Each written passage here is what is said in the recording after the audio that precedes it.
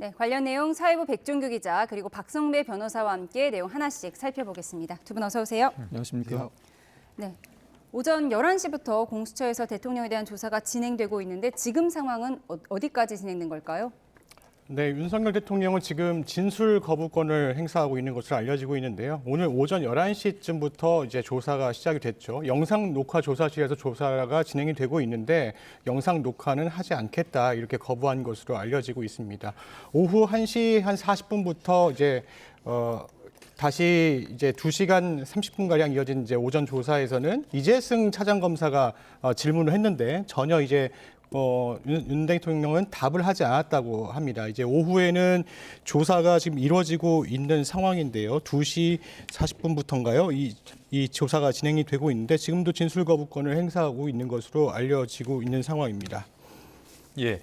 자, 뭐 진술 거부권 행사하고 있고 영상 녹화는 반대했다 이런 내용 정리했는데 이렇게 되면 재판에서는 어떻게 되는 겁니까? 반드시 불리해진다고 봐야 되는 겁니까? 진술 거부권 행사가 유리한 경우도 있고 불리한 경우도 있습니다. 유리한 경우는 수사기관이 관련 증거를 사실상 확보하지 못한 상황에서 이 피의자의 진술을 통해서 수사를 시작해 나가는 단계에서는 진술 거부권 행사가 유리하다고 할 수 있습니다. 예. 그렇지만 수사기관이 어느 정도 증거를 확보해 둔 상황에서 만약 진술 거부권을 행사할 경우에는 향후 양형에서 크게 불리한 처분을 받을 수가 있습니다.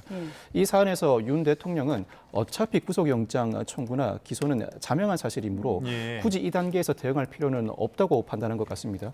만약 구속영장 청구를 하게 되면 구속영장 실질 심사 단계에서 적극적으로 다툴 것이고 기소를 한다면 기소 이후에는 수사 기록을 열람 복사해 볼 수 있는 만큼 관련 기록을 파악한 이후에 대응하겠다는 방침을 세운 것 같습니다. 근데 일각에서는 뭐 윤 대통령 자체가 이제 뭐 법률 전문가이기 때문에 그에 맞춰서 어떤 그 방어 논리를 잘 세울 것이다 이런 관측도 있었는데 그렇지는 않은 모양이에요. 그와 같은 포관을 머릿속에서 내지는 변호인들과 충분히 상의를 했다고 하더라도 현재는 공수처 수사가 불법 수사라는 입장을 꺾지 않는 이상 공수처의 신문 자체는 응하지 않겠다는 입장을 그대로 견지하고 있는 것 같습니다. 만에 하나라도 관련 진술을 했을 때 일부라도 공수처의 수사를 인정하는 모양새가 될 수 있을 뿐만 아니라 섣불리 관련 기록을 파악하지 못한 단계에서 진술했을 때 나중에는 진술 번복이 어렵다는 판단에 따라 상당히 조심스럽게 조사에 임하고 있는 것 같습니다. 예, 진술 거부권 관련해서 잠시 뒤에 조금 더 자세히 나눠보기로 하고요. 지금 보여드리는 사진, 대통령이 공수처에 도착한 모습이 포착된 겁니다. 사실 노출을 최대한 가렸어요. 지금 저 건물 가건물 같은데 임시로 만든 건지 원래 있었던 건물인지 모르겠는데 저 안에 차가 들어가면서 사실상 기자들의 카메라에 거의 노출이 되지 않았거든요. 네네. 이 부분은 뭐 사전에 조율이 된 걸까요? 사전에 조율되었을 가능성이 큽니다. 공수처가 체포영장을 집행하지만 현직 대통령인 만큼 경호처의 요청에 따라서 충분한 경호와 이유는 보장해 준다는 협상을 했을 가능성이 높습니다. 사실 포토라인 설치는 수사기관의 조치가 아니고 공보 규칙에 따르면 피의자가 출석하는 모습도 최대한 노출을 자제해 주어야 합니다. 뿐만 아니라 경호법에 따라서 대통령은 경호 예우 대상인 만큼 경호처가 관련 차벽을 설치하면서 최대한 수사기관에 출석하는 모습을 노출시키지 않는 조치를 먼저 취한 것 같습니다. 사실 현직 대통령의 수사기관에 출석하는 모습은 헌정사상 초유의 장면입니다만 관련된 경호 조치에 따라서 그 모습 노출이 최소화된 것으로 보입니다. 예. 이 진술 거부권은 그러니까 피의자에게 주어진 권한이라고 봐야 되는 거죠, 그러니까. 피의자가 얼마든지 행사할 수 있는 권리라고 할 수 있습니다. 이 진술 거부권은 수사 단계에서도 행사할 수 있고 공소 제기 이후에 피고인 단계에서도 충분히 행사할 수 있습니다. 진술 거부권을 행사할 경우에 공수처는 아무 조치도 하지 못하는가? 그렇지는 않습니다. 공수처가 이미 200쪽이 넘는 질문지 서류를 준비해둔 상황인데 중범죄 피의자라고 하더라도 통상 질문지 자체가 40페이지를 넘는 경우가 드뭅니다. 200페이지가 넘는 질문지 서류를 준비했다는 의미는 관련 준비를 상당히 많이 했다는 의미를 넘어서서 이미 이 사건 관련해 구속 기소된 인물들이 상당히 많습니다. 검찰이 구속 기소한 이후에 관련 사건 기록을 충분히 공수처에 제공해줬고 그 기록을 토대로 관련 질문을 상당히 많이 준비했다고 평가할 수 있을 것 같습니다.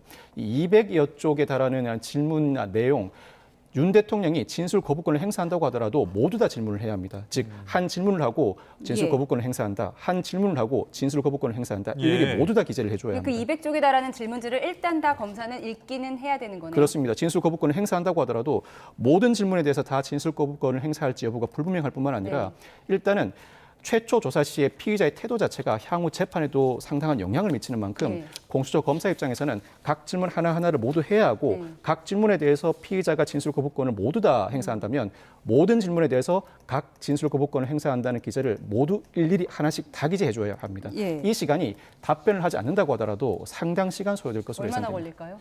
진술 거부권을 행사한다고 하더라도 예. 적어도 반나절 오늘 하루 종일은 그 조사가 이어져야 할 것으로 보입니다. 근데 그 200페이지의 질문지를 그러면 이 조사가 다 마무리가 된 다음에는 윤석열 변호인단 측에서 그걸 요청해서 받을 수가 있는 겁니까?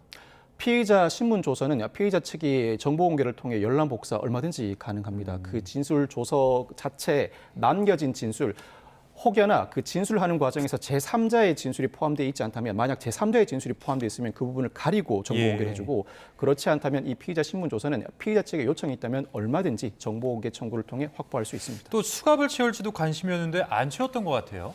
사실 이 수갑은 경찰관 직무집행법상 사용할 수 있는 경우가 한정돼 있습니다. 중범죄 피의자를 체포하거나 항거를 제지 또는 위해를 방지하기 위한 목적으로만 사용할 수 있고 예. 그 경우에도 필요성이 인정되는 경우에만 사용할 수 있는데 이 사안에서 현직 대통령 체포영장 집행에 성공한다면 굳이 수갑을 채울 필요 자체는 없었다고 볼 수 있습니다. 예우 차원이기도 하고 윤 대통령이 체포영장 집행 현장에서 격렬하게 항거하지만 않는다면 굳이 수갑을 채우는 등의 조치는 사전에도 배제하지 않았을까 예상해 봅니다. 예. 자, 윤석열 대통령 측이 오늘 체포에 대해서 입장을 밝혔죠. 관련된 녹취 먼저 듣고 오겠습니다.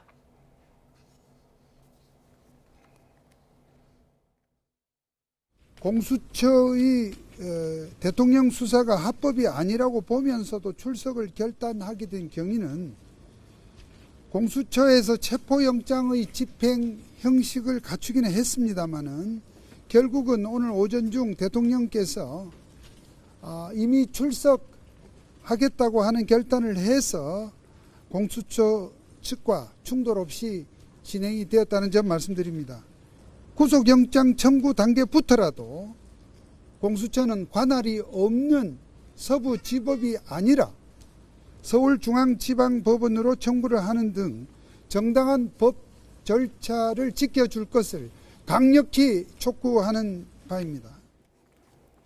네, 법원 관할권에 대한 내용은 저희가 많이 들었던 내용인데 이 인터뷰 내용 외에도 여러 가지 얘기가 있었다면서요? 예, 윤석열 대통령 측 이제 변호사는 공수처의 체포영장 집행은 명백한 불법이다 이렇게 밝혔습니다. 네. 그런데 체포적 부심은 고려하지 않는다 또 이렇게 이야기를 했어요. 이 말에는 어떤 의미가 있냐면 변호인이 이렇게 얘기했습니다. 그 자진 출석이라는 이야기를 했어요. 사실 공수처가 오늘 체포영장 집행을 해서 강제 수사 방식으로 윤석열 대통령을 체포해서 공수처에서 조사를 하고 있는 상황이거든요. 그런데 윤석열 대통령 측은 지금 출석이라는 말을 쓰고 있습니다. 그렇다 보니까 공수처의 어떤 그 체포됐다는 것을 인정하지 못하기 때문에 체포 적부심은 고려하지 않는다 이렇게 봐야 될 것 같습니다. 앞서서 이제 석동현 변호사가 다른 이야기도 했습니다. 공수처는 이제 내란죄 수사 권한이 없어서 서부지방법원의 뭐 영장 청구도 불법이다. 중앙지방법원에 청구해라. 이렇게 얘기를 했는데요. 계속 이제 그동안에 했던 이야기들을 종합적으로 이제 반복해서 한 얘기들이에요. 윤석열 대통령 측이 오늘 아침에 밝힌 내용과 그다음에 그전에 이제 SNS를 통해서 그다음에 기자 간담회를 통해서 밝힌 내용들을 오늘은 이게 종합적으로 이야기를 했다 이렇게 보시면 될 것 같습니다. 예. 뭐 추가적으로 공수처에서는 이제 중앙지법에 구속영장을 청구하라 이렇게 주장도 했는데 어떻게 들으셨습니까, 변호사님? 실무상 체포영장을 발부한 법원에 구속영장을 청구합니다. 이에 따라서 공수처가 구속영장을 청구한다면 서부지법에 청구할 가능성이 상당히 높습니다. 예. 그렇지만 중앙지법에 청구한다고 하더라도 위법은 아닙니다. 이 사건 관련자 중 민간인은 모두 검찰이 중앙지법에 기소를 해둔 상태입니다. 일부 공범에 대해 관할권을 가지는 법원은 모든 공범에 대해서 관할권을 가집니다. 즉 중앙지법도 윤 대통령에 대한 관할권을 가지는 이상 구속영장 청구 단계부터는 중앙지법에 영장 청구를 하더라도 위법은 아니라고 할 수 있습니다. 어느 쪽을 선택할지는 공수처의 몫이라고 할 수 있습니다. 다만 윤 대통령 측이 체포 적부심은 고려하지 않는다는 입장을 밝혔는데 이 부분은 사실 숨은 함의도 있어 보입니다. 예. 사실 체포 적부심을 청구하게 되면 수사기관은 체포영장을 집행한 이후부터 48시간 이내에 구속영장을 청구해야 합니다. 그렇지만 체포 적부심을 청구하게 되면 이 법원이 수사기록과 증거를 접수받아 심리한 이후에 돌려주는 절차를 거쳐야 합니다. 예. 이와 같이 수사기록과 증거를 접수받아 돌려주는 시간은 이 48시간 이내에 포함되지 않습니다. 아, 그럼 더 연장될 수도 있는 그렇습니다. 거군요. 그 시간만큼 체포 기간이 더 연장됩니다. 이와 네. 같은 상황을 피하기 위한 의도도 이 주장 속에 포함되어 있는 것으로 보입니다. 예, 그동안 공수처의 내란죄 수사권 없다 이 부분을 계속해서 항의했는데 오늘 체포에 응한 것 자체가 그럼 공수처의 수사권을 인정한 것 아니냐 뭐 이런 논란도 있더라고요. 사실 이 부분은 변호인 측이 이미 출석이라는 표현을 썼습니다만 체포영장 집행이라고 봐야 마땅합니다. 본질적인 차이는 이미 출석이라면 피의자로서 조사를 받는 와중에도 언제든지 자진 퇴거할 수 있습니다. 그럼 48시간 카운트가 안 되는 거죠. 예, 그렇지만 이 사안의 경우에는 체포영장이 집행된 상황이라 윤석열 대통령이 피의자로서 조사를 받는 와중에도 자진해서 퇴거를 할 수가 없습니다. 뿐만 아니라 이 공수처는 수사가 진행되는 와중에 일부 대기하는 장소로 서울구치소를 예정해 두었는데 체포영장의 효력에 따라서 서울구치소에 구금할 수 있는 것입니다. 체포영장이 집행되지 않으면 어떤 형태로든 구금할 수 있는 근거 자체가 존재하지 않습니다. 예. 그리고 이제 변호사님 오늘 공개된 그 윤석열 대통령의 영상 담화 아마 보셨을 텐데 여기 보면은 뭐 불법의 불법을 자행하고 있다. 그리고 또 하나 법 체계에 수호하는 차원에서 공수에 출석한다. 뭐 이런 입장을 이제 밝혔잖아요. 근데 이만큼 이제 어떻게 보면은 이 그 관할 법원에 대해서 아직도 이 불법이라고 주장을 하고 있는 것이거든요. 그러면 이걸 이제 법적인 테두리에서 해서 이의 제기할 수 있는 어떤 그런 절차도 있는 겁니까? 체포영장이 집행된 이상 이제부터는 얼마든지 정상적인 절차를 거쳐서 이의 제기를 할 수 있습니다. 무엇보다 첫째로 체포 적부심을 통해 그 이의를 제기할 수 있습니다. 이 체포 적부심은 수사의 불법성과 부당성 모두를 다투는 절차인데 수사권, 영장 발부의 위법성 등 전반에 대해서 다툴 수 있습니다. 그럼 이제 거기서 그런 어떤 윤석열 대통령 측의 주장이 받아들여지면 어떻게 되는 겁니까? 다시 무효로 되는 겁니까? 곧바로 체포 상태에서 석방되고 그동안 수사가 일부 진행된 상황이 있다고 하더라도 수사 기록 전체가 전면적으로 증거 능력을 상실하게 됩니다. 나아가서 체포 적부심 단계 이후에 구속영장 청구가 이루어지게 되면 영장 실질심사 단계에서도 얼마든지 다툴 수 있고 실제로 구속영장이 발부된 이후에는 구속 적부심을 통해서도 다시 다툴 수 있습니다. 네. 그리고 이후에 본안 형사재판 단계에 접어들게 되면 수사권이 존재하지 않는다거나 영장 발부 자체가 위법임을 이유로 그 이후에 진행되었던 피의자 신분 조사를 비롯한 관련 수사 모두가 증거 능력이 없다는 주장도 할 수 있습니다. 지금부터 얼마든지 각 단계에서 수사권이 존재하지 않는다는 등 수사 자체의 위법성을 얼마든지 다툴 수 있게 됐습니다. 예. 그리고 그 법 체계에 수호하는 차원에서 공수의 출입에 응하기로 했다 이 부분인데 사실 지난번 저희 그 박근혜 전 대통령 탄핵 심판에서 헌법 수호 의지가 없어서 대통령 권한을 파면한다 이런 조문이 있지 않았습니까? 뭐 그런 것들로 비춰봤을 때 벌써부터 뭔가 이 방어 논리를 만들어가는 것은 아닌가 이렇게 볼 수도 있습니까? 사실 헌법재판소의 탄핵 심판까지 염두에 두고 이와 같은 발언을 한 것으로 보이지는 않습니다. 그렇습니까? 다만 예. 자진 출석이라는 형태를 강조하고자 하는 취지로 보이는데 사실 체포영장 집행 과정에서 공수처 검사가 미란다 원칙, 즉 예. 범죄 사실의 요지, 체포의 사유, 변호인을 선임할 수 있음, 변명의 기회를 부여한 것으로 알려지고 있습니다. 사실상이 아니라 법적으로도 체포영장이 집행되었음이 자명한 상황임에도 불구하고 이 상황에 이르자 자진 출석을 하게 된 이유에 대해서 나름대로는 소상하게 설명하는 과정을 밟고 있는 것으로 보입니다. 지지자에게 보내는 메시지이기도 하고 공수처의 수사 자체가 불법이라고 주장해온 이상 그 체포영장 집행에 대통령으로서 응할 수 없다는 메시지를 동시에 현출하는 것으로 보입니다. 예. 조사 상황을 좀 더 살펴보도록 하겠습니다. 오늘 오전 11시부터 조사가 진행돼서 지금 시간으로 따지면 6시간 넘게 진행되고 있는데 중간에 뭐 점심시간이 좀 있었죠. 이렇게 예. 쉴 동안에는 쉬는 공간, 인치 공간이라고 하죠. 공수처 안에 마련된 건가요? 네, 뭐 인체 공간이라고 하는 것은 이제 조사 중간에 뭐 쉬는 이런 공간이라기보다는 사람을 강제로 이제 끌어내거나 예. 끌어들여서 이제 잠시 위치해 두는 장소를 네, 이야기를 대기 하는 장소 겁니다. 같은 대기 거군요. 장소를 이야기하는 겁니다. 오늘 공수처에서 인치 장소와 구금 장소는 다른 장소이다 이렇게 이야기했습니다. 예. 인치 장소 같은 경우에는 공수처 아니 공수처 인근에 있는 경찰서나 이렇게 지정이 돼 있는데 공수처가 될 가능성이 높습니다. 왜냐하면 48시간 동안 공수처가 고강도 조사를 해야 되는데 대통령을 또 경호처를 불러서 예. 또 경호 인력을 동원해서 다른 데로 이동하고 다시 또 이동시키고 이렇게 시간이 너무 많은 시간이 소요가 되거든요. 예. 그렇기 때문에 인치 장소는 공수처 안에 있는 공간으로 할 것으로 예상이 되고요. 구금 장소는 경기도 이왕의 서울구치소가 될 것으로 보입니다. 예, 지금 조사실 구조를 그래픽으로 보여드리고 있는데 영상 녹화 장비도 마련되어 있는데 영상 녹화실이니까요. 영상 녹화에는 뭐 응하지 않았죠? 안 하겠다고 한 거죠? 네, 그렇습니다. 일단 진술 거부권을 사용하고 있는 윤석열 대통령은 영상 녹화를 하지 않겠다고 이야기를 했습니다. 일단 그 영상 녹화 같은 경우에는 일단 저기 박근혜 전 대통령 경우에는 영상 녹화 거부했어요. 그리고 이명박 전 대통령 경우에는 동의했어요. 법정에서 이제 증거로 활용이 됐거든요. 그래서 일단은 대통령 입장에서는 공수처의 수사가 적절하지 않다라는 것들을 계속 밝혀왔잖아요. 예. 그렇기 때문에 수사 자체를 받는 것 자체도 인정할 수 없다라는 이야기들이 계속 나오고 윤석열 대통령 측 대리인도 그렇게 이야기를 하고 있기 때문에 수사 절차 자체에 대해서 전부 다 거부하는 형태 그런 이제 태도를 보이고 있는 것으로 보입니다. 예, 지금 저 대통령 앞에 앉아 있는 걸로 저희가 그래픽으로 준비했는데 이재승 공수처 차장이 첫 조사를 맡았다고 하는데 어떤 사람이죠?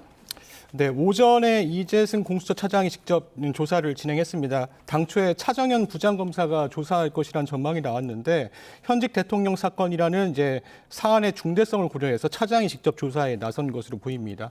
검찰 출신인 이재승 차장은요, 사법연수원 30기고요. 윤 대통령보다 7기수 아래라고 알려지고 있습니다. 예. 네, 대통령 변호인은 김홍일, 윤갑근, 송혜은 변호사가 조사에 입회하고 있는 상황인데요. 변호인단 모두 검찰 재직 시 대표적인 강력통, 특수통 검사로 통한 인물들인데요.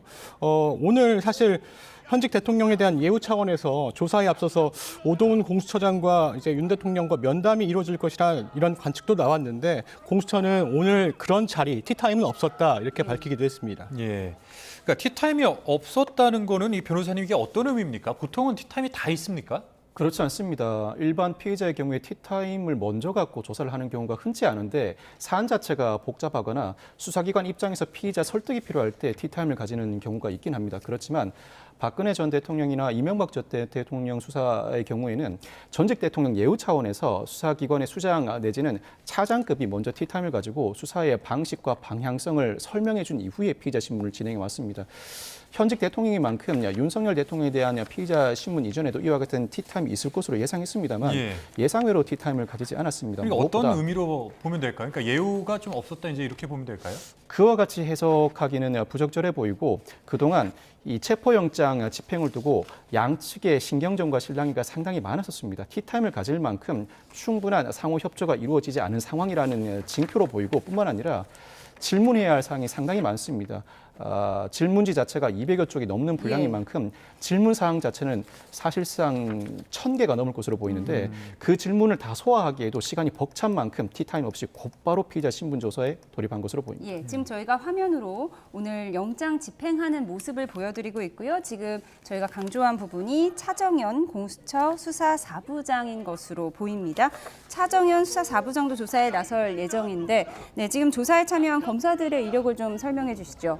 예, 이대환 검사 같은 경우에는 2021년 10월 달에 공수처 검사로 임명이 돼 있습니다. 그리고 지금은 수사 4부장을 맡고 있습니다. 고발 사주 수사팀에 투입된 바 있다고 하는데요. 지금 윤석열 대통령 관련 수사의 핵심적인 역할을 맡고 있습니다. 차정현 수사 4부장과 함께 윤 대통령 조사를 담당하는 것으로 알려지고 있는데요. 이 차정현 검사 같은 경우에는 2015년부터 2018년까지 특별검찰관실에서 대통령 친인척 비위 감찰을 담당한 것으로 알려지고 있는데요. 보내드리고 있는데요. 네, 오늘 그렇습니다. 현장을 지휘한 것으로 알려지고 있죠. 네, 그렇습니다. 일단 차정현 검사 같은 경우에는 일단 어떤 외부의 압력이나 간섭 이런 것들을 좀 차단하고 검사의 독립성 지키는 것 이런 것들을 좀 강조하는 검사로 알려지고 있는데 뭐 공정한 수사를 위해서 차정현 검사가 이제 대통령 수사에 나서는 것으로 알려지고 있습니다. 예.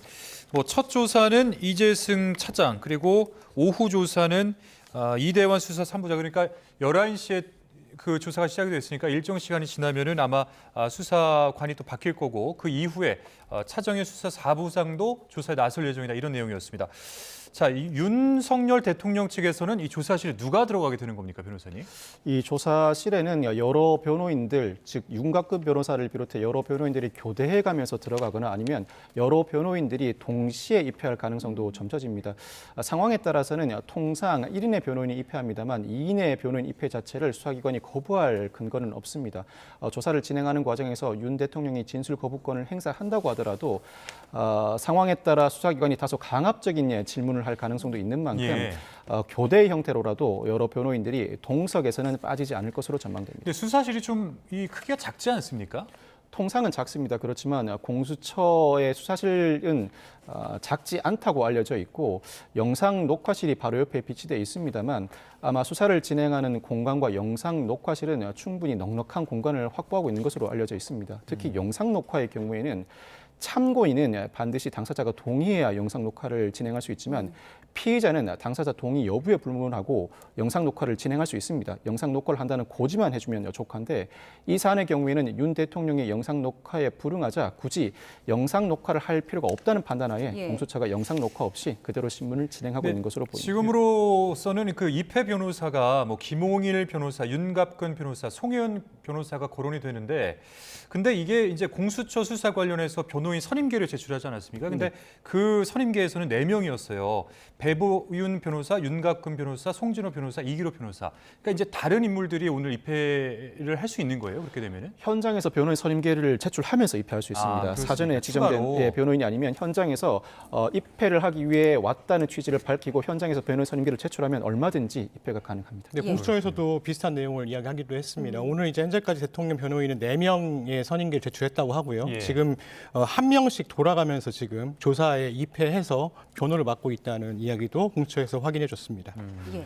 굵직한 수사를 수십 년 동안 해온 윤 대통령이 어떤 모습으로, 어떤 심정으로 조사에 임하고 있을지 궁금한데요. 윤 대통령에 대한 야간 조사가 가능한가요? 일단 야간 조사는 가능한 것으로 보이고 있습니다. 공수처가 아까 브리핑을 통해서 이야기한 내용 보면요. 예. 일단 밤 9시가 넘어가면 심야 조사가 이어질 것이다라고 이렇게 밝혔고요.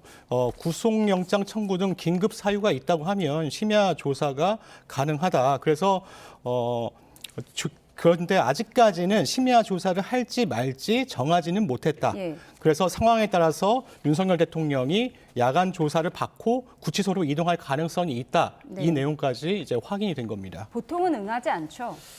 검찰과 서북경찰관의 수사 준칙에 따르면 오후 9시부터 오전 6시까지의 조사를 심야 조사라고 일컫는데 심야 조사는 원칙적으로 금지됩니다. 그렇지만 피의자가 재출석이 어렵다는 이유로 먼저 요청해 오거나 체포 후에 48시간 이내 구속영장 청구 여부 판단을 위해서 필요한 경우에는 심야 조사를 강행할 수 있습니다. 그리고 조사를 진행하는 경우에도 하루에 조사를 할 수 있는 시간이 휴식 시간을 포함해서 12시간을 초과하지는 못합니다. 이 경우에도 역시 구속영장 청구 여부 판단을 위해서는 12시간을 초과할 수도 있는데 아마 상당히 많은 분량의 질문이 예정되어 있는 이상 야간 조사가 불가피하다는 취지의 공수처 발표가 있는 것으로 보입니다. 다만 조사를 진행하더라도 매 조사 2시간마다 10분 이상의 휴식 시간은 부여해야 하는데 예. 이와 관련해서는 예외가 존재하지 않습니다. 자, 지금 이 시각 그 과천 정부청사 공수처의 수사가 진행되고 있는 이곳 현장의 모습을 보여드리고 있는데 자, 이곳에 윤석열 대통령 지지자로 보이는 이 사람들의 숫자가 더 늘어나고 있다는 소식도 지금 전해지고 있고요.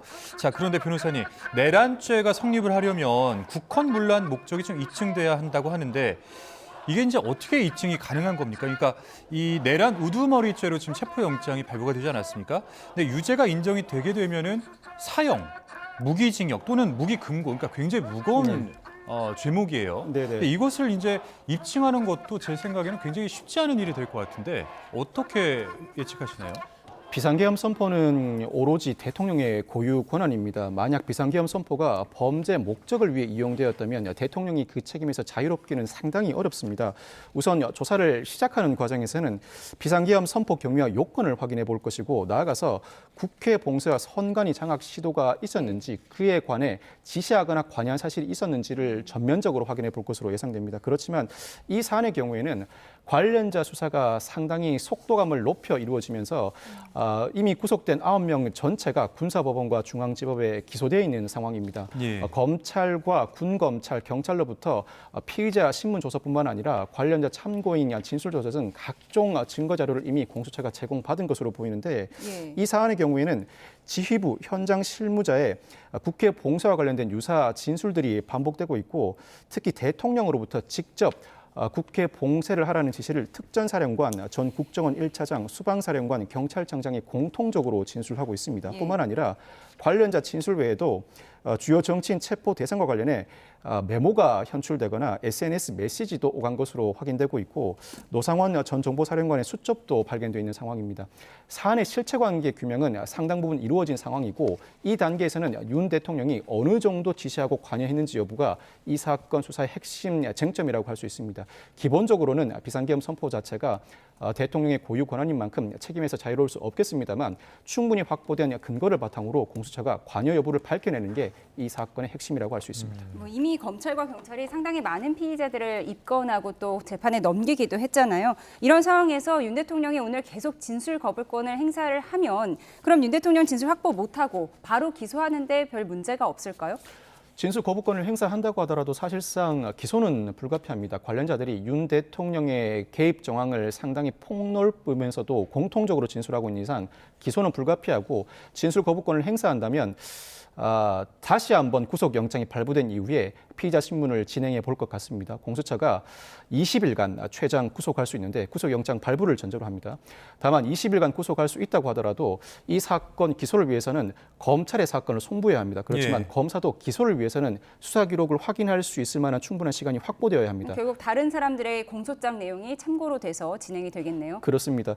보통 경찰이 구속한 경우에는 이 사건을 검찰에 송치할 경우에 검찰이 추가로 20일간 구속할 수 있는 기간이 주어지는데 공수처 검사도 검사인 만큼 공수처가 검사에 송부한 사건은 검찰에게 따로 10일 내지는 20일의 구속 기간이 부여되어 있지 않습니다. 단순히 공수처 검사가 구속할 수 있는 기간 20일 내에 모든 절차가 마무리되어야 하는데 이에 따라 공수처와 검찰이 사전에 협의를 한 바가 있습니다. 예. 구속 기간 20일 중에 10일은 공수처가 사용하고 나머지 10일은 검찰이 사용하기로 협의가 되어 있는 상황이라 만약 구속 영장이 발부된다면 진술 거부권을 계속 행사함을 전제로 다시 한번 공수처가 피의자 신문을 시도하고 그럼에도 불구하고 진술 거부권을 계속 행사한다면 그대로 검찰에 송부한 상태에서 아마 검찰이 재차 윤 대통령에 대한 피의자 신문을 시도할 것으로 보입니다. 예. 네. 자, 백 기자. 윤석열 대통령이 오늘 조사를 마치면 이제 서울 구치소에 구금될 예정인 것으로 그렇게 보이는데 이 구치소가 정확히 이제 어디입니까? 정확한 장소가 나온 게 있습니까? 경기도 의왕에 있는 서울구치소인데요. 일단 경호처가 경호 대상인 현직 대통령이 서울구치소로 이동하는 것까지는 경호를 할 것으로 보입니다. 사상 초유의 현직 대통령 체포 이제 구금이다 보니까 경호처도 이런 경험을 한 적이 없을 예. 거예요. 그래서 이제 다시 조사 바로도 나올 때 조사할 예정인데 다만 이제 경호 대상이 서울구치소에 들어가기 전에 구치소 안을 사전 수색이나 장소를 살펴볼 가능성도 있습니다. 일반적인 장소의 경우에는 경호법에 따라서 경호처 인력들이 들어가서 위해 시설이나 유해 시설이 있는지 등을 확인한 뒤에 이제 경호 대상이 그 장소로 이동을 하게 되기 때문인데요. 그런데 이제 아까 이제 조금 전에 나왔던 이제 예측인데 공수처 입장에서는 48시간이라는 촉박한 시간 동안 조사를 끝내야 하고 윤 대통령 입장에서는 체포나 이제 구금이라는 강제 수사 방식에 대해서 되게 지금 거부하는 상황인 거잖아요. 그래서 한쪽에서는 조사 끝나고 구치소로 이동하지 않을 가능성도 있다 이런 이야기도 나오는데 그러면 어떻게 일단은 네. 계속 공수처에 조사를 있는 받거나 겁니까? 아니면 휴식 공간에 쉴 수 있다는 관측도 나옵니다. 하지만 이 부분은 다시 한번 확인해 봐야 될 부분인 것 같고요. 이제 조사가 이제 길어지면 이제 영장 실질 심사가 이루어질 때까지 서울구치소에 구인 피의자 거실에 이제 구금될 것으로 보입니다. 김용현 전 국방부 장관도 지난달 8일 검찰에 긴급 체포된 뒤에 이제 구인 피의자 거실에 머물면서 영장 실질 심사를 기다린 적이 있었습니다. 예. 경호처 수장 역할을 하고 있는 김성훈 경호처 차장 원래 오늘 체포영장이 집행될 줄 알았는데 나중에 조사를 받겠다 약속을 받고 오늘 체포가 되지 않았어요. 대통령을 마지막까지 지키겠다는 의미였는데 경호처 직원이 경호 목적으로 구치소에 잠깐 같이 들어갈 수도 있는 건가요? 전례가 없어서 섣불리 예단하기가 어렵습니다. 이 경호법에 따르면 경호처장은 경호를 위해 필요한 경우에는 경호구역을 지정할 수 있고 이 공간에서는 검문 검색과 출입 통제가 가능합니다. 다만 최소한의 범위에서 경호구역을 지정해야 할 의무를 부담합니다. 이 상황에 따라서는 공수처나 서울구치소를 경호구역으로 지정할 가능성이 제기되고 있는데 구치소 내부에 경호처 직원이 들어갈 수 있는지는 예단하기가 어렵습니다. 사실 현직 대통령인 만큼 구치소 내부에 경호처 직원이 교대 근무를 해가면서 진입해서 대통령 근처에서 경호 근무를 설 가능성을 배제하지 못합니다. 그렇다고 하더라도 어떤 경우든 공수처 내지는 서울구치소와 사전 협의는 충분히 이루어져야 할 것으로 보입니다. 예. 근데 아까 이제 뭐 백 기자 이야기를 들어보면 구치소로 이동하지 않을 수도 있다고 하잖아요. 그러면 지금 있는 이 공수처에 보면 뭐 휴게실도 있다고 아까 이제 전해지고 있는데 이 48시간의 일정이 이제 어떻게 이루어지는 겁니까? 보통 이제 조사가 진행이 되면은 뭐 수면 시간도 좀 정해져 있습니까? 대기 시간이나 뭐 이런 것들이 이제 사전에 몇 시간 정도는 보장을 한다 이런 내용이 정해져 있습니까? 사실 체포영장 집행 이후에 48시간 이내 구속영장 청구 여부를 결정해야 하는 만큼 수사기관은 2시간 조사 이후에 10분 휴식을 부여하는 상태가 반복되면서 총 12시간 조사 시간을 초과하지 못합니다. 그렇지만 구속영장 청구 여부를 판단하기 위해서는 그 총 12시간 조사 제한 시간도 초과할 수 있고 야간 조사도 충분히 가능합니다. 그렇다고 하더라도 통상은 야간 조사를 밤샘 조사로 이어나가는 경우는 없습니다. 일단 첫날 피의자 신문을 진행하고 나머지 조사를 진행하지 못하는 경우에는 체포영장이 기재된 인치 장소, 이 사건의 경우에는 서울구치소입니다. 서울구치소에 피의자를 송치해 자고하고 난 다음 그 다음 날 다시 피의자를 불러서 2차 조사를 진행하는 것이 통상의 실무 관례입니다. 수사기관에서 피의자가 체포영장에 따라 체포된 피의자라고 하더라도 수사기관에서 밤을 지새우거나 그 공간에서 자는 경우는 전례가 없습니다. 그런데 현직 대통령이고 만약 구치소로 가는 걸 극렬하게 꺼린다면 공수처가 어떤 입장을 내비치고 어떤 협의 단계에 이를지는 두고 봐야 할 것 같습니다. 예. 지금 두 분과 윤 대통령 수사가 어떻게 진행되고 있을지 짐작해 보고 있는데요. 오늘 아침 체포 상황으로 되돌아보도록 하겠습니다. 이미 한 차례 체포 작전에 실패했던 공수처와 경찰, 이번에는 인해 전술을 펴면서 전방위로 경호처를 압박했습니다. 네, 사다리로 차벽을 넘고 또 관저 뒤 매봉산 산책로도 공략을 하면서 대통령 지지자들과 변호인단의 저지를 뿌리쳤습니다. 자, 관련 내용 김주영 기자가 전해드리겠습니다. 이른 새벽 윤석열 대통령 관저 부근으로 검은 조끼를 입은 경찰들이 잇따라 이동합니다. 한 차례 체포에 실패한 공수처와 경찰은 이번엔 인해 전술을 폈습니다. 직접 체포에 나설 베테랑 형사들만 1,000명에 외곽 경비를 위해 기동대 54개 부대 3,200명이 투입됐습니다. 경호처가 정문 진입로를 따라 강하게 저항할 경우를 대비해 상당수 형사들은 매봉산 산책로로 우회 진입하는 작전을 펼쳤습니다. 첫 번째 저지선을 넘기까지 윤 대통령 지지자들과의 충돌도 있었습니다. 변호인단과 국민의힘 인사들이 인간 벽을 만들고 경찰 진입을 막아 한동안 실랑이가 벌어진 겁니다. 이 과정에서 지지자로 추정되는 사람이 정문 앞에서 쓰러져 소방대원이 투입되기도 했습니다. 경호처가 만들어둔 버스 차벽이 있었지만 경찰은 사다리를 타고 버스를 넘어 빠르게 관저 가까이로 진입했습니다. 경호 인력들도 앞선 영장 집행 때와 달리 저항이 거세지 않았습니다. 후퇴는 없다며 강경 대응을 예고했던 공수처와 경찰은 6시간 만에 작전을 마무리했습니다. YTN 김주영입니다. 네, 오늘 체포 상황을 다시 한번 정리해 봤는데요. 오늘 윤 대통령이 오전에 영상 메시지를 낸 데 이어서 SNS에 손편지를 공개했어요. 9,000자에 이르는 손편지. 네, 만년필로 꾹꾹 눌러서 썼다고 하는데요. 어떤 내용이죠? 예, 윤 대통령은 이 글에서 비상계엄 선포 배경과 이제 체포영장 집행의 부당성을 다시 한번 강조했습니다. 특히 이제 부정선거의 증거가 너무 많다면서 정상적인 국가기관의 전산 시스템보다 현저히 떨어지는데 이를 바로잡으려는 어떠한 노력도 하지 않아서 자신이 비상계엄을 선포한 거라 이렇게 강조했습니다. 또 계엄이라는 말이 상황의 엄중함을 알리고 경계하겠다는 뜻 아니냐면서 지난 3일의 결정은 계엄의 형식을 빌린 대국민 호소였다고 주장했습니다. 이어서 독재나 집권 연장을 위해 계엄을 선포한 게 아니라 국가 기능을 정상화하고 자유민주주의를 지키기 위해서였다며 내란죄는 성립할 수 없다고도 거듭 밝혔습니다. 향후 수사에 대한 대응 논리를 구상한 동시에 이제 지지층을 결집을 노리는 것 때문에 이 편지를 공개한 것으로 관측이 되는데요. 예. 윤석열 대통령 측 이제 변호인들도 그렇지만 윤석열 대통령까지 이제 사실상 지지층을 결집하려는 그런 여론전에 나선 것으로 보입니다. 네, 이 내용을 보면은 뭐 이런 겁니다. 계엄은 범죄가 아니다. 국가 위기를 극복하기 위한 대통령의 권한 행사다. 최소한의 병력 투입했다. 뭐 이런 내용들 담겼는데 뭐 사실 지난 그 입장과 비슷한 주장이 담긴 겁니다. 근데 이번에는 이제 구천자에 달하는 그 손편지 형식이었던 건데 이런 것들이 실제 재판이 이루어지게 되면은 실제로 이제 증거로 활용될 수도 있는 겁니까? 기존 주장과 크게 다르지 않고 향후 탄핵 심판과 수사에서 주장할 내용을 일목요연하게 정리했다고 봐야 할 것 같습니다. 그 요지는 대통령의 비상계엄 선포는 근본적으로 사법심사 대상이 되지 않고 비상계엄을 내란으로 해석하는 것은 얼토당토 않다는 취지의 주장으로 해석됩니다. 무엇보다도 내란을 통해서 국회 봉쇄 의도가 없었다, 즉 경고성에 불과하다는 주장이 반복되는 것으로 보이는데 이 부분은 향후 수사 과정에서 고의가 없었다는 취지로 그 주장이 압축될 것 같습니다. 예. 즉 관련자들의 국회 봉쇄와 관련된 지시, 진술에도 불구하고 자신의 지시가 아니고 단순히 국회 봉쇄 시도는 경고에 불과하였다. 그 사실관계가 존재한다고 하더라도 고의가 존재하지 않거나 자신과 실무진과는 그 연결고리가 끊어진다는 취지의 주장을 하고 있는 것으로 보입니다. 향후 현재는 진술 거부권을 행사하고 있지만 본격적인 조사에 임하거나 탄핵 심판 법정에 섰을 때 이와 유사한 취지의 진술을 반복할 것으로 예상됩니다. 예. 네, 경호처에 관련한 얘기를 조금 더 해보도록 하겠습니다. 앞서 저희가 잠시 얘기를 나눠봤는데 김성훈 경호처 차장, 이광우 경호본부장에 대한 체포영장 집행은 하지 않았습니다. 경호처에 대한 와해 시도가 성공했다 이렇게 봐야 하는 걸까요? 어떻게 봐야 되죠? 네, 그렇습니다. 일단 지금 경찰이 이제 3자 회동을 했잖아요. 영장 집행에 네. 앞서서. 그러면서 양혼 전략을 사용했습니다.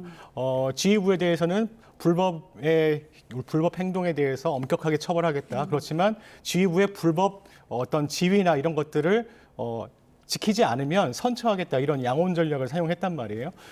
경찰이 이런 식으로 이제 내부에 있는 경호처 내부가 지금 혼란스럽다는 이제 틈을 타서 이런 전략을 사용하면서 이게 사실상 어느 정도는 이제 받아들여진 셈인 것 같습니다. 그래서 오늘 체포영장 2차 체포영장 집행에 나선 것도 이런 양혼 전략이 이제 어느 정도 받아들여졌고 예. 경호처 내부가 이제 혼란스럽다는 것을 틈을 타서 오늘이 적기가 아니냐 이런 생각을 가지고 경찰이 2차 영장 집행 시기를 결정한 것으로 보입니다. 예. 뭐 한편 윤석열 대통령 측은 경찰과 공수처 수사팀이 관저로 접근을 해오자 뒤늦게 자진 출석 의사를 밝히기도 했는데요. 자, 이 내용은 김희영 기자가 정리했습니다. 대통령을 상징하는 봉황 휘장이 달린 하얀 철문 너머로 비스듬한 버스 차벽이 보입니다. 윤석열 대통령이 머무는 관저를 향한 마지막 관문인 경호처의 3차 저지선입니다. 1, 2차 저지선을 통과한 공조수사본부 수사팀은 아침 8시쯤 이곳에 도착했습니다. 경호처 인력과 잠시 대치하는 사이 정진석 대통령 비서실장과 윤갑근 변호사가 모습을 드러냈습니다. 공수처 검사들은 여기서 5분여간 영장 집행 방식을 협의하다 철문 옆 초소로 관저동에 진입했는데 갑자기 윤 대통령 측에서 자진 출석하겠다는 이야기가 나왔습니다. 공수처 수사가 명백한 불법이지만 불상사를 막기 위해 윤 대통령이 제발로 나가 조사받겠다는 겁니다. 앞선 3차례 출석 요구에 불응하고 첫 영장 집행도 저지했지만 끝내 체포 위기를 넘길 수 없게 되자 마지못해 수사에 협조한다는 태도로 돌변한 겁니다. 공수처는 그러나 이 같은 주장을 일거에 물리쳤습니다.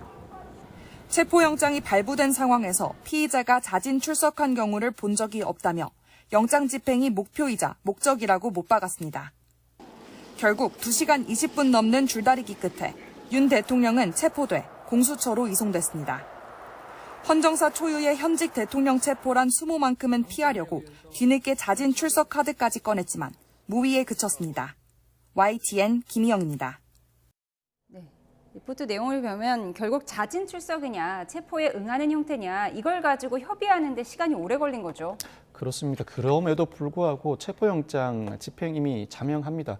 자진 출석이라는 메시지는 정치적 메시지라고 보아야 하고 법적으로는 체포영장 집행인 만큼 조사가 진행되는 과정에서도 윤 대통령은 자진해서 퇴거할 수 없고 상황에 따라서는 서울구치소, 구금 등 일정한 장소에 인치되는 상태를 벗어날 수가 없게 되는 것입니다.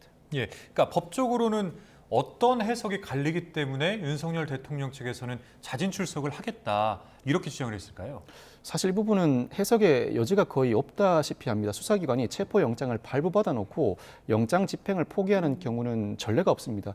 영장 집행을 포기하고 영장을 반환하는 경우는 피의자의 소재를 발견하지 못한 경우입니다. 피의자의 소재를 발견하지 못하는 경우에는 영장을 반환하면서 그러니까 예를 이때는 들어서 이제 자진 출석을 하겠다 이렇게 해서 공수처까지 간 다음에 집에 가겠다 이러면 다시 신병 확보를 못 하게 되는 거 아닙니까? 그렇습니다. 그런 점들을 노리지 않았을까 싶은데요. 이미 세 차례에 걸친 출석 요구에 불응한 상황이었고 예. 체포영장을 발부받았는데 피의자가 뒤늦게 체포영장 집행 현장에서 자진 출석 의사를 밝혔다고 하더라도 언제든지 다시 퇴거해 조사에 큰 지장을 초래하는 만큼 그렇게 되면은 다시 체포영장을 청구하고 발부하고 이런 과정을 다시 밟아야 되는 다시 거잖아요. 무용한 절차를 밟아야 합니다. 당장 체포영장 집행이 통상의 수사기관의 수순이라고 할 수 있습니다. 지금 그런데 경호처 차장에 대해서는 체포영장이 발부됐지만 나중에 조사에 응하겠다 이렇게 약속을 하고 지금 현재 체포영장을 집행하지 않았잖아요. 네. 이런 사례가 전에는 별로 없었나요? 이러한 사례 자체가 통상적이지 않습니다. 이 사안의 경우에는 경호차장이 대통령에 대한 경호 업무 수행을 위한 필요성을 주장하고 무엇보다 대통령 체포 자체가 중요한 목적이었던 만큼 공수처와 경찰이 양해해 주었다고 보아야 합니다.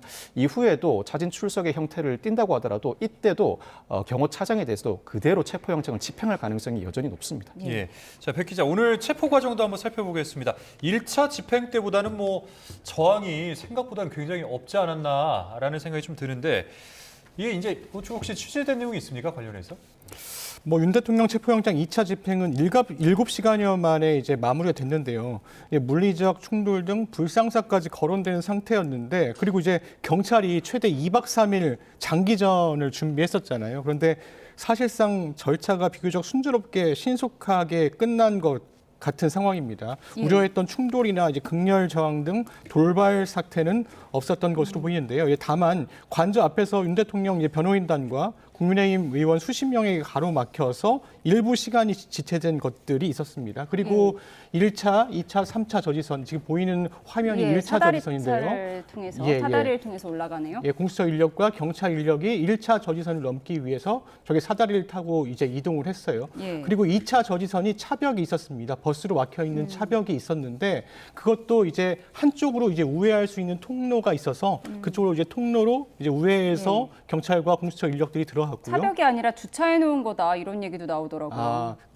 주차를 주차를 한 것처럼 별로 맞지 않았다 네, 이런 얘기였던 것 같습니다. 출입문이기 때문에 사실상 그렇기 때문에 한쪽으로 우회해서 돌아갈 수 있는 그런 방법을 선택했고요. 3차 저지선 같은 경우에는 사실상 이 초소가 있잖아요. 철문, 대통령실 마크가 있는 그 철문에서 저기 그 대통령 비서실장과 윤갑근 변호사가 대통령 측 변호사가 나와서 이제 공수처 검사와 이제 경찰 인력들을 사실 맞이한 상황이 됐습니다. 그러면서 협의가 있은 후에 잠시 뒤에 공수처 검사와 경찰 인력 일부가 관저 안으로 들어가는 장면까지 이제 확인할 수 있었고요.